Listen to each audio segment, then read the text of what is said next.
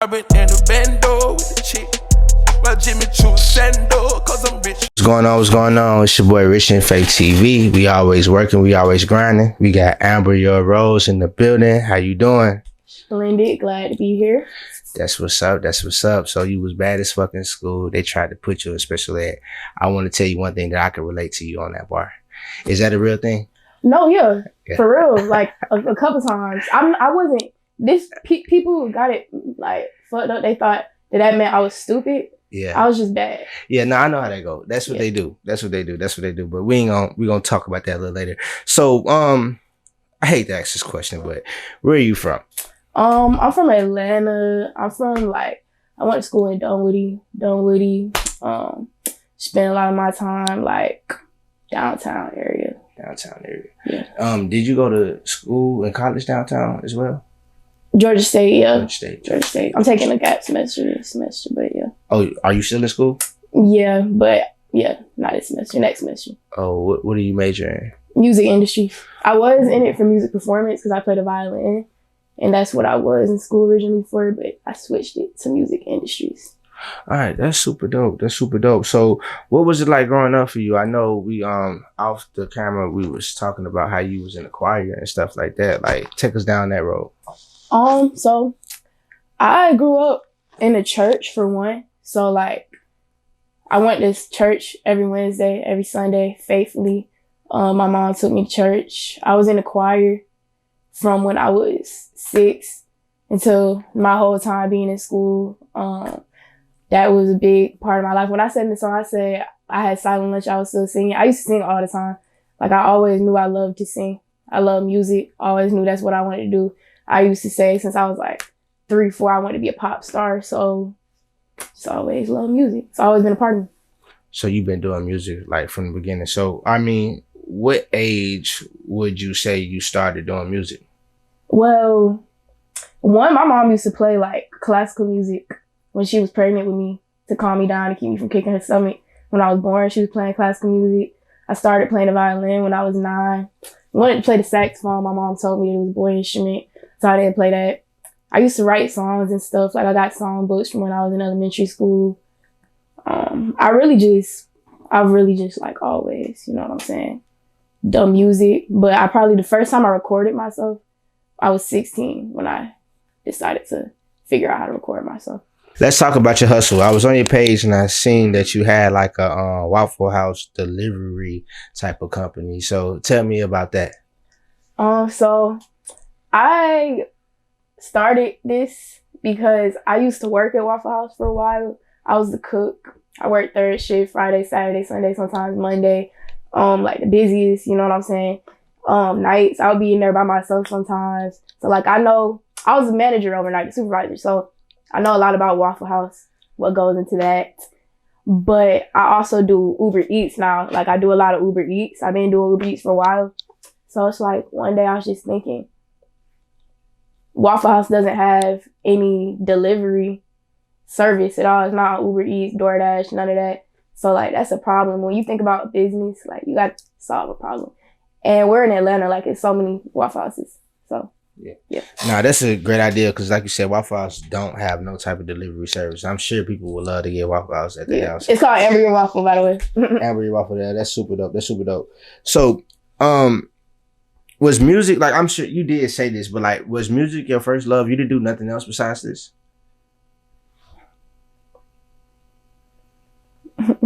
Oh, actually, I did ballet. When I was 3, 4. And then we moved away from where the dance studio was, so I stopped doing it. But I did used to want to dance. My mom just never really got me into dance. I like to dance. I used to like to dance, but she never really got me into dance classes. Yo, but it sound like whoever raised you, they sound like they trying to set you up to be successful in some way because they taught you how to play an instrument. They did put you in a little bit of ballet. So, it was I like to see the good in certain things. So it seemed like they was kind of building you up to be the person you are today when it comes to being an artist, being creative and having all these different talents. I will say, with that, my mom did not like the fact I rap. She doesn't like the fact my sister raps. She doesn't like the fact I rap. she hates it. She really does hate it. She wanted me to play the violin. Like, you know how you hear like a lot of prodigies, like with instruments and stuff like that, they go through hell? I was pretty much like a prodigy with violin. I played at Carnegie Hall. I played in Germany. I played, all sorts of different places. The Atlanta Symphony Talent Development Program. I don't know if you heard of that.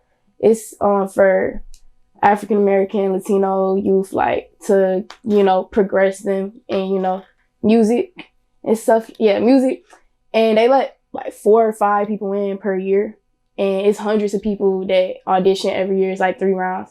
I got in when I was 13, but my mom didn't let me do other stuff for real. Like I'll get my ass beat if I didn't have a good enough lesson. I'll have 5-hour lessons like multiple times a week. You feel me? Like, so yeah, she definitely, that's all she wanted me to do. So, and now I only play the violin when I want to.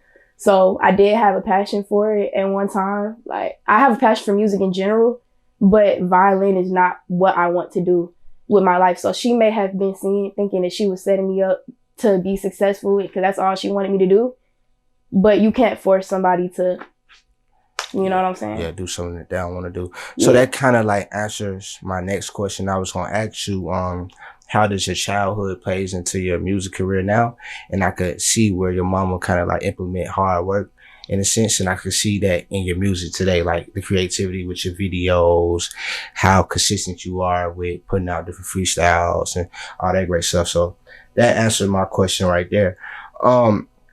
So how do you get like a lot of your friends to support your music career? Because I see in your videos, you have a lot of people come out and be in the video. That's a hard thing for a lot of up and coming artists to do. Well, at first it wasn't as many people, supporting me. I definitely, when I first started making music, it was a lot of people at school hating on me. Yeah. But just like as I stuck with it, my close friends, the ones who've been there for me through hard, shit, always there for me. They always really supported me from when I started.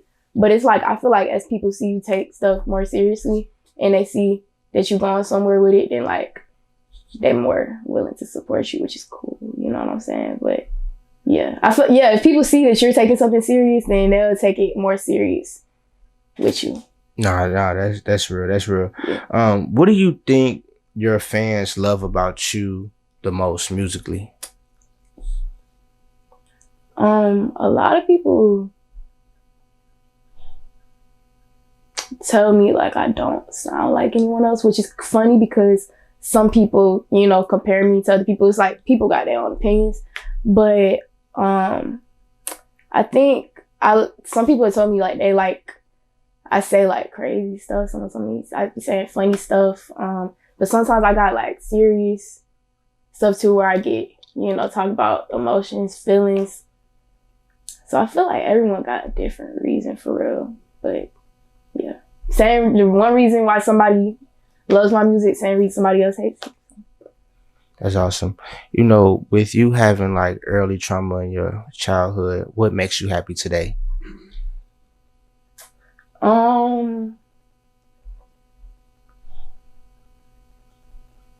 To be honest, I'm not always happy, but I be at peace.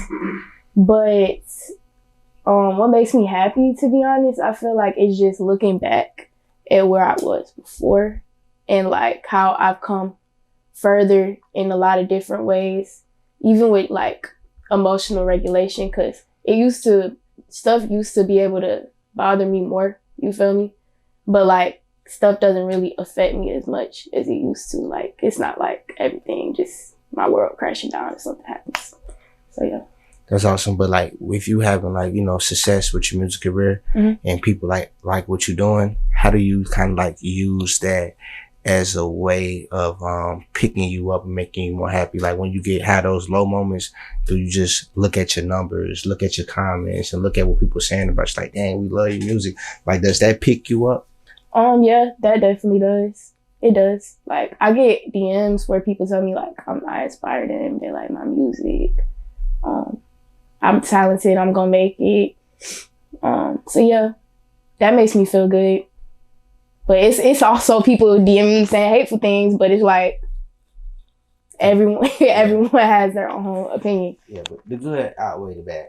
What would be your advice to a young kid that probably go through certain things, but they're not an artist? They don't have people like supporting them. How would you tell them to keep their head up and push themselves?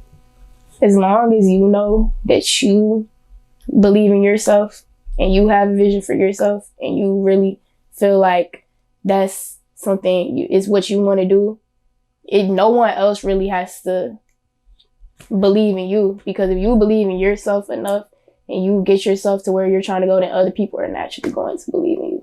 So it doesn't matter if people don't believe in you not, because people used to hate on me too, so they still do. But well, you know, they say ain't nobody hating on you, then you're not. Yeah. So it come with being successful. Hate. Yeah. How would you describe yourself musically? I don't really like box myself in. I like to. If there's a certain vibe like that I've been wanting to hear, but like, how do I explain it? I just feel like I make music that I want to hear. You know what I'm saying? Like, so in one way, it's like therapeutic for me. Like, I could talk about my feelings and my emotions and kind of vent on the track, but then also could use it as an outlet, like to do the opposite and get out of my feelings. So, is that what you mean by like, how would I describe myself musically? Or like, yeah, you doing the right thing. You said the right stuff. Okay, yeah, basically that. What else can I ask you? So when did you find yourself? Did you find yourself when you became like an artist, or you kind of knew who you were before you became an artist, and you being an artist just kind of bringing out your true personality and who you are? I think when I was younger, I used to be more like when you're like a kid, you know what I'm saying? Like, okay, I used to say, my name is AmberYourRose. I'm not shy at all. Like, I was very outgoing. Mm-hmm. As I got older, you know, go through some things, trauma, shit like that, I started getting really bad anxiety to the point I could not go into a grocery store without thinking everybody in there was judging me. Like, but as I got older, I went to therapy. I was on antidepressants. I feel like it kind of temporarily just being on antidepressants showed me how not to have anxiety. It kind of taught my brain not to have anxiety. So I think as I started letting go of my anxiety, I just started being more open and like comfortable just being like, you know what I'm saying, in the world, not thinking about what other people really think. So it seems like when the camera's on you and you're in your music mode, it's like all that kind of go away. So like, who is that person that's just so confident, creative, and make music or do things that people like and have that type of swag and that aura about yourself? I feel like it's the same. I feel like it's just the same. You know what I'm saying? It's the same person. Like, yeah. But I did, when I used to perform, when I first started, when I had anxiety, like I couldn't really look at people. Like when I perform, I used to be on the stage, like shaking, scared to perform. Same thing with violin though. So it's just, I'm more comfortable. Maybe because when I first started, I wasn't really sure if people fuck with me or like fuck with my music for real. But like, maybe I guess the validation, I don't know, like makes me feel more comfortable to be more confident. Yeah. Do you think it's like a mental thing with you? Because like outsider looking in, I'm an outsider. When I see you and hear your music, I would have never thought none of this stuff. I would have thought you was the most confident person. I'm not saying you're not confident, but I would have thought you thought your shit instantly. But like, you know, essentially, I feel you on that. But like, that's the type of energy you push from an outsider looking in. So do you think like a lot of this stuff you're saying right now is just like a you thing in your own head? Do you think other people see that? Or you think it's just like, you know, you at the end of the day? Like, see, like confidence? Yeah, the confidence and not being shy and being timid and all that great stuff. Well, I can be shy sometimes and timid. My like personality, my mood does fluctuate. it does fluctuate. Like, so in a month I might be in a different, you know what I'm saying, mood. But I feel like that's with everyone for real though. But like I do change like often, like, so it's sometimes I might be more confident than others. It's just really, it is a mindset thing. It's where you let your mind go. Like you gotta learn the pattern of your mind so that you could make sure that you don't get in a place you don't want to go. You feel me? I feel it. So like, for instance, big label hit you up right now, hit your manager up right now. I mean, I know the answer to this question, but does that like boost your confidence on another level? Does it like kind of push out all the negativity and it's like, this is what I really am. This is where I'm going. Yeah. I mean, yeah. It's like validation to yourself. Yeah. Like, I knew this. You know what I'm saying? So you won't feel like that no more. Yeah. That's what's up. Where do you get like your creative ideas when it comes to shooting your music videos? Because for you to be an up and coming artist, it don't look like you just started. It look like it's some real directing going on and all that great stuff. So where do those ideas come from? Really, the Getting With Me video that was the last video I did with Ken. He really like, well, when we did the video, we didn't really have like a real plan. Like we kind of just put it together, and I got my friends together, you know, got like about a teleport. I had my car, pulled up at the gas station. We just kind of made it happen. Then he edited it, kind of like Boss Man D-Lo. So that was really Ken, you know what I'm saying, behind that. Yeah. I'm trying to think of any other videos. Like what's that video when you was like laying down and you had all the girls around you? Oh, that was pretty. That was me and Ken came up with that. That was lit. Yeah, I like that right there. Yeah, that was a fun video. That was a fun video. It put me in the mind of like a Tyler Creator type shit. You know what I'm saying? Some shit he'll do. You know what I'm saying? But you just did it better. You know what I'm saying? Yeah. So that was super dope. And then with that Boss Man D-Lo, I actually I didn't get to see you. I seen the girl that was sitting on top of the car, and I thought that was you. But then when I went on the page, I seen you. I'm like, dang, I didn't even get to see her. But I seen y'all shooting that video, and I'm like, dang, that's super dope. That's how I kind of got this interview. I just being at the right place at the right time because I seen y'all was creating, and that was like. So you heard it? I heard it before, but you thought it was a girl on the car because I didn't see you. I didn't even know where you was at. Like I didn't see when he started playing the song and they started rapping. But I didn't see you, so I guess you was sitting in the car? I think probably, that was probably one of the scenes I was sitting in the car. I was around when y'all had told the girl in the gray to come and start dancing. When she started dancing, she ended up getting in the video. It's super lit. It's like she was like, she wanted to do that, but that was dope. I seen that. Yeah, she did. We locked in. She said she wanted to come to the next video, so. Yeah, that was super dope, and that's how I kind of discovered you, you know what I'm saying? But nah. I discovered you on Instagram when you had the freestyle in front of the race track. GSU Hoes. And that wasn't GSU Hoes. I think I put it on my story or something like that. I think I put it on my story and it was like, this shit hard. I think I commented on it like, this shit hard. And I had a mental note like, I'm gonna have to interview her one day. So what inspired? And then you saw me again? I saw you again. And then I knew your manager. We talked 2017, you know what I mean? So we was already supposed to work and it just all happened full circle.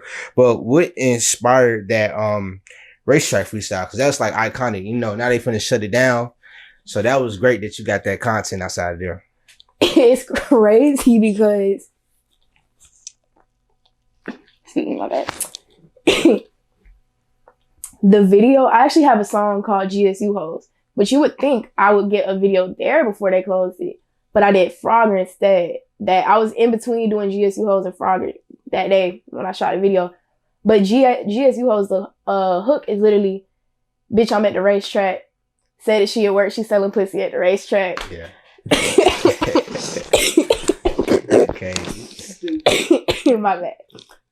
But yeah, so really what made me choose that spot though was, I think we had a different spot we were shooting, but then it got late that night, so we were trying to find somewhere with good lighting. So we went to this gas station by my dad's house, and we realized that they didn't have the mic right for things. So then I was like, oh shoot, like I got a mic at my place. So we went downtown. We were like, we could get it real quick. It was right down, you feel me?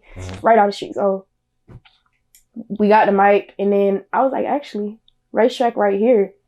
We could just shoot it at racetrack. So then we did it at racetrack. That's when I was thinking, should I do GSU or Frogger? But I'm glad I got a video there before they shut it down. RIP racetrack, for real. Yeah, no, that was a real dope place. Before that, they had the BP. He had that good ass fried chicken up there too. I wonder what it's gonna be next. I don't think it's gonna be nothing no more. Library extension. Yeah, library, something like that. Barnes and Noble or some shit like that. So what influenced your music career? Like as a rapper? Well, one person that definitely like made me want to rap too was my sister, because she my sister, she still is a rapper. I don't say what, like she still raps, you know what I'm saying? But when she was my age, like she definitely had a lot of buzz. Like she was, you know, Dungeon Family. Mm-hmm. She was second generation Dungeon Family. She was first female Dungeon Family. Feel me? When I heard her the first time, I realized it was her, because my mom doesn't agree with, you know what I'm saying, rapping. So I would hear songs and I'd be like, this sound like my sister, but they would be like that's not her. But then one day I was just like, nah, like this is, you know what I'm saying? Like this is my sister. So yeah, hearing my sister rap and just listening to like the way she would say things and make it sound so fire, you know what I'm saying? The wordplay, like I would just be amazed for real, like wow. And it made me like, you know what I'm saying? Like, cause that's my big sister. My sister 19 years older than me. So it just made me like inspired for real. So yeah. Does she still do music now? Yeah, she still does music. Shout out Stacey Lois. That's what's up. That's what's yeah. up. You go crazy on the cover-ups. It put me in the mind of Lil Wayne back in the day when he used to remix a lot of top artists' music. Did you grow up listening to Lil Wayne? Not heavily, but definitely, yeah. Like he wasn't one of my main, you know what I'm saying? But yeah. He was in a rotation. In a rotation? Yeah. That's what's up. I used to listen to the little TV shit where like they would play MTV, not MTV, but you know how you could turn on the channels and it would just be music? People's choice. Music choice. Yeah. Nah, my sister used to play that too. So. Yeah, that's back in the day. That's before we had like YouTube and all that shit. I don't know, but that used to be our like way to stream. Yeah, my sister used to keep that playing. Yeah, no. They had all the different genres and stuff you could pick. Yeah. Music that you ain't heard yet. Yeah. Yeah, no, I remember that. That's some old school shit. Yeah. What made you wanted to remix Boss Man D-Lo Get In With Me? Well, one, a lot of people were doing it, and I'm thinking, I think I could do this. I think I could make the hardest one, I'm not gonna lie. Mm-hmm. So, to be honest, I was laying in bed when I was like, I'm just gonna write this shit. Like, I usually don't write. But I was laying in bed with my bonnet on, you know what I'm saying, with my dogs and shit. And I just opened up the notes app and just started writing it. Start writing. So I was bad as fuck in school. They tried to make me special ed. Like. That's funny as hell. But and I sent it to TL. Like, I sent him the notes thing. And he said immediately, like, he knew what it was. Yeah. Nah, that's dope. That kind of describe like who you are as an artist, like a creativity. You know what I'm saying? Just gotta get it. I actually create best when I'm like isolated. You know what I'm saying? In my own. Yeah, like That's real. That's real. So, what is your favorite song and video that you produce or you put out? My favorite song. What's my favorite song I got? My favorite song, period, is not out. My top 5 songs. My top 10 songs are not out. I can say that. They're going to be on my next project. But my favorite one that I have out,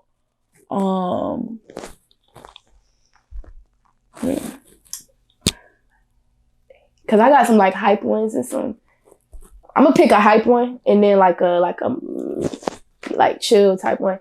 I think my favorite hype one currently right now, kind of in between No Lace and Get In With Me, but that's because they my most recent. Like I'm kind of, you know what I'm saying? Yeah, I like that No Lace. Yeah. Yeah, I would say No Lace because it's not a remix. You know what I'm saying? It's my original. Yeah.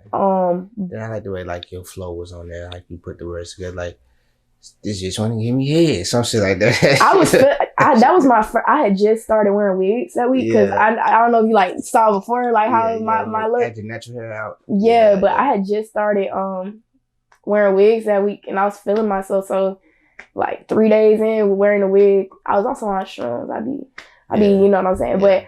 But something just made me say my shit look like I ain't got no legs on. Yeah. Nah, that's lit. Yeah. Being on shrooms and making music, I couldn't imagine that could be crazy. Really? Especially shooting a video. I'm just saying, like, I could just imagine, like, where you at mentally. Because shrooms give you, if you're going on a good trip, it gives you a lot of confidence. You know what I'm saying? It boosts the confidence rate sky high. I'm not gonna lie. I think a lot of people abuse shrooms, right? But I was microdosing on shrooms, taking shrooms every day. Not whole trips, for 2 months straight. And it helped with my depression. Like, it made me really feel good. It got me up. It made me get up, do stuff. It made me like really be able to understand stuff, as far also with my mom, not take things to my heart, to really just see things for what they are, understand it's not a reflection of me, stuff like that. But when I am in the studio, I do a little bit more than microdose, but I don't really do like a whole trip. But it just makes me like think it'll a little do deeper. That. It'll do that. Yeah, it will really make you think on another level, like so deep. I feel like it's the opposite of weed. It's stronger than weed. I only did shrooms like, I want to say 2 to 3 times in my life. Mm-hmm.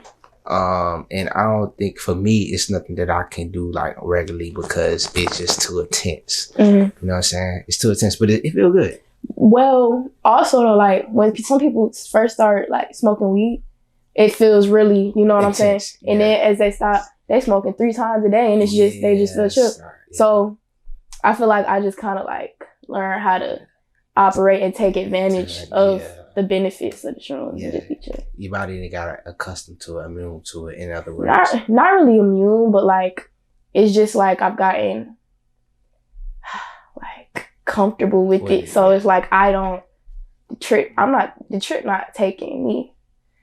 Man, I feel that. I remember one time I had some shrooms, man. I was seeing shit on the wall. Like, we was in Egypt. Like, I was Egyptian and some shit. Like, it was amazing. But I'm cool on that, though. It'd be like that if you take enough. Yeah, you probably take like 3-5 or something. Yeah, OD. That's why, I don't really do drugs and shit. I don't smoke or drink no more. Yeah, I don't really because smoke.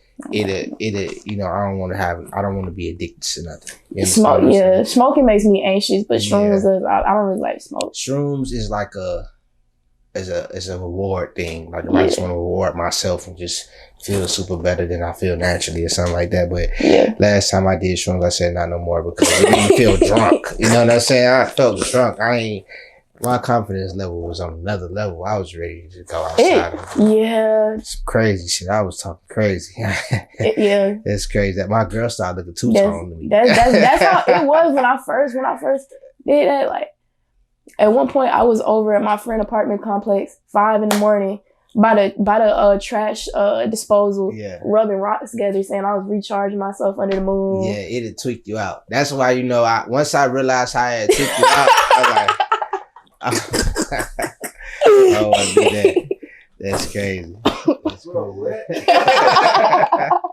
That's wild. Yeah. That's what that shit'll do to you. That's not even the crazy. I know it get crazy. I can imagine. That shit is dangerous though. So make sure you got somebody with you. Yeah. You know what I'm saying? I don't take that much no more. I just be taking a look around. That shit'll end up making you think you can fly. You know what I'm saying? You would have jumped off the building thinking you gonna fly some shit. You know, dead as hell. Playing with that shit, man. Thinking you a genius. Man, my friend called me once telling me like, don't show nobody these paintings.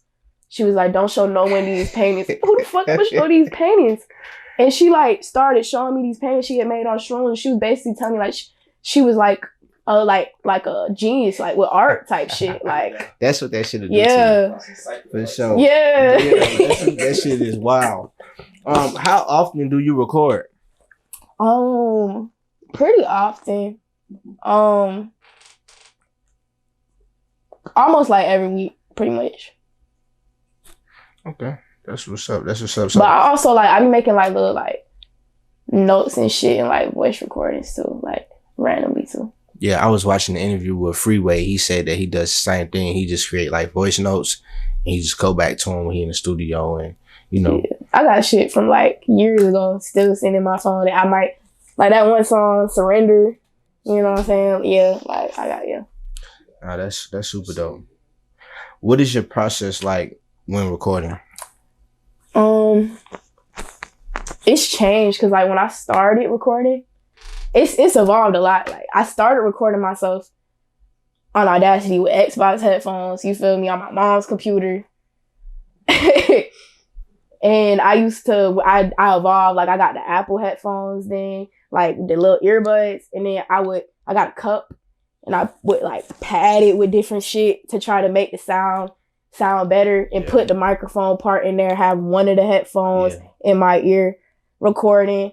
Then I got a mic, started recording with a mic, got it. My first time ever recording in the studio was like a year and a half ago in Miami. A year and a half ago. I had been making music. My first time ever recording in the studio was only a year and a half ago. Yeah. But now I'm to the point where mostly, sometimes like for the Get In With Me freestyle, I wrote that beforehand.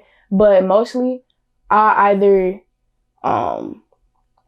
pull it, you know what I'm saying? Like pull up the beat, TL make a beat, I'll record it, and then he'll tweak it after I record it. Or just like a regular studio session, I'll get in the booth and I'll just start saying shit and then TL record it. So yeah. Okay. How did you meet TL?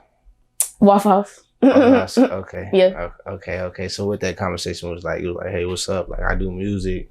He engineer music. How that work? I think he asked I think you were like, yo, like what do you do or something? And I said, yeah. And I said I made music. He said he could tell. Because also, you know what I'm saying? I wasn't no regular Waffle House employee, regular cook. I was breaking dress code too, you feel me? Yeah. So, but I ended up playing some of my music because I used to play music all night, loud as fuck on the speaker. And then he played, I think, a beat and then one of his songs that he had mixed. And I was like, okay, that's hard. And this is right after I had just started recording Miami, right? So I was going to Miami like every week or two to record because the tickets were like 60 round trip, 60, 70 round trip Spirit. And I was just doing shit for real. So I was like, you know what? Let me check out, you know what I'm saying? Check out the studio in Atlanta. Mm-hmm. I booked a session like that same week, I think. It was like around Thanksgiving. And then, we locked in. So. Okay. Yeah. That's what's up. So the bigger you get as an artist, are you open to working with any ghostwriters? I feel like it just feels kind of inauthentic. You know what I'm saying? Like, I don't know, like maybe I would have somebody sit down and tweak something I wrote, you know what I'm saying? But I wouldn't really like, I wouldn't want to be giving something that somebody else wrote, you know what I'm saying? That's just not something, because that's my whole purpose of music it's not to say something somebody else came up with. It's to say what I came up with, Where do you see yourself musically in the next 2 years? Next 2 years? Well, in the next 2 years, I see myself, but I don't think realistically, but I see myself on Drake level, to be honest, 2 years from now. But that's just, I think big, so. No, that's how you're supposed to think. You speaking and make it happen. It can happen. Yeah. It can happen for sure. Just do it. So what does that look like for you? When you say Drake level, what level of Drake? Drake been lit for a long time.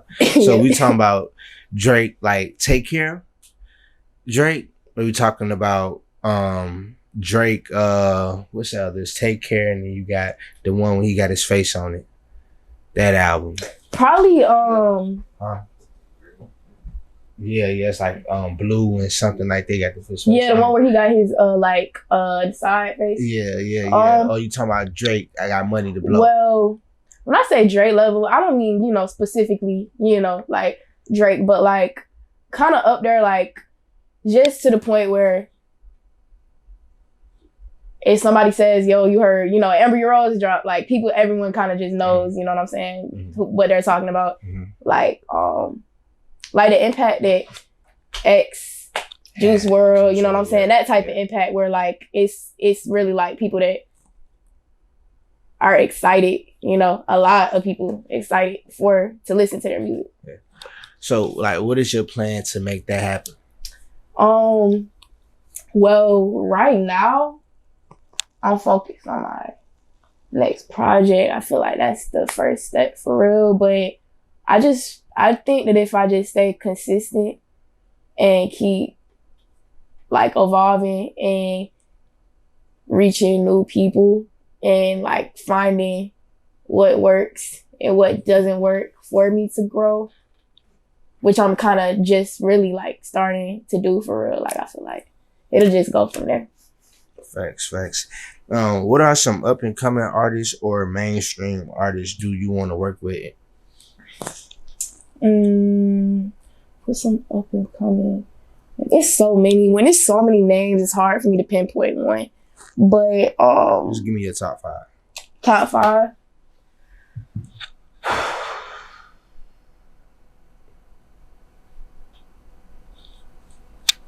I don't know. My mind works weird. Like, if I name 5, it's not gonna be my top 5. Like, it's gonna be like 5 of the ones that come to my head.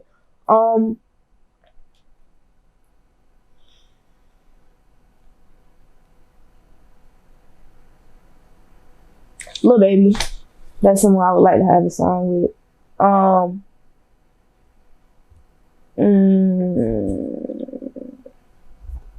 Drake, that's another artist I would like to have a song with. Cody Shane, I've always fought with her music. I don't have a song with her. Lotto, I fought with her. They be comparing me to her and Ice Spice, but you know, it's cool. What's a 5th one? Sexy Red, like she cool. Bossman D-Lo too. SCG Heen. I'm just naming like as they come down, but like that's. I could see you on 60 Red doing something. Yeah, I could too. I think we would get along. Yeah, that'd be dope. I know somebody like her. Yeah, I think we would get along. Now I can see you on 60 Red doing something for sure. Yeah. So how do you put your team together when it comes to like pushing your music? Well, I feel like it just kind of comes natural. Like, I just kind of, you know what I'm saying, built a team, stuff with them. So that's what's up. Yeah. What is the pros and cons of being a female artist out of Atlanta? I'm gonna start with the cons. Cons is people gonna compare you to every other female artist in Atlanta. One, they don't even matter. Like, they could all be different as fuck. All of them could be different. They gonna compare you to all of them. Two,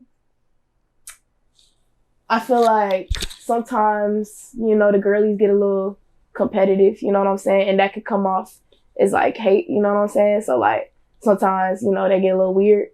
I guess that's the 2 cons. Another con, I feel like you probably like, you gotta it is a certain, you know what I'm saying, image you gotta, you know what I'm saying, try a little bit, like, but pros, because there are pros too.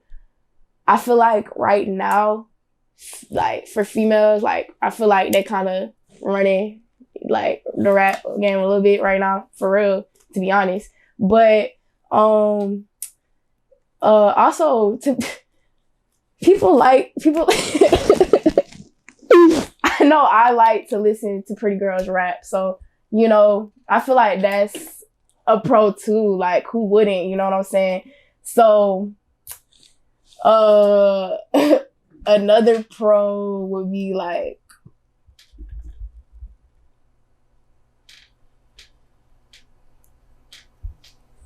I know it's another pro, but I can't think of it right now. But I mean, it's fun. I like rapping, so that's dope. That's dope. I feel that. So I done had you in here for about a legit hour. My last question is this. What could we expect from you for the rest of the year and by the end of the year? Amber Alert. Be on the lookout for Amber Alert. I'm not gonna say too much, but you know, just stay on alert because it's gonna be crazy. Like this is gonna be no skips on there. Like every song on there is a hit. So yeah, be on the lookout for that. And yeah, we're just going up this year. So That's real. Well, I thank you for taking the time out your day to, you know, do this exclusive interview with us. It's your boy Rich and Fake TV. We always working, we always grinding. We got our newest member, AmberYourRose. Pop it before we leave. yeah, AmberYourRose. Thank you for having me. Check out my music everywhere. Spotify, Apple Music, YouTube. Follow me on all my socials. AmberYourRose. And we out.